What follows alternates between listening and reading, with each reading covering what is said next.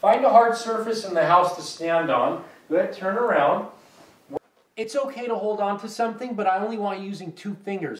If you don't hold on to it, it's better. We're going to use this because it's a solid surface. It's marble, nice and solid to stand on. Now we're going 1 leg at a time. What I want you to do is keep the one that we're working nice and straight, okay? The foot perfectly straight, knees slightly bent, chest up, shoulders back and down.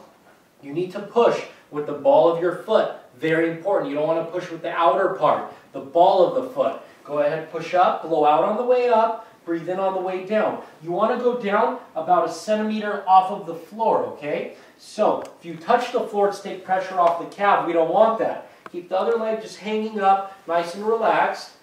Breathe in on the way down, blow out on the way up, and don't sway, don't move around.